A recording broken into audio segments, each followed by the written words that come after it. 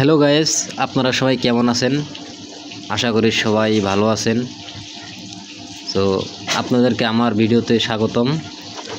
আজকের ভিডিওটি দারুণ হতে যাচ্ছে, ভিডিওটি সবাই দেখবেন। তো আজকে এই ভিডিওতে যে জিনিসটা নিয়ে আমরা কথা বলবো, শুধু এর কাজ কী হবে সেটা নিয়ে আমরা কথা বলবো। এটার মূলত কাজ হচ্ছে মুরগির শ্বাসযন্ত্রের সংক্রমণ, তারপর গাঁঠে ব্যথা বা ফোলা হলে এটি ব্যবহার করতে পারবেন। ভাইরাসের পর ব্যাকটেরিয়াল সংক্রমণ প্রতিরোধও ব্যবহার করতে পারবেন আপনারা।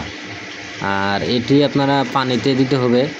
1 লিটার পানিতে 1 গ্রাম করে মিশিয়ে 3 থেকে 5 দিন খাওয়াতে হবে। অপেক্ষার সময় মাংস 5 দিন, ডিম হচ্ছে 3 দিন।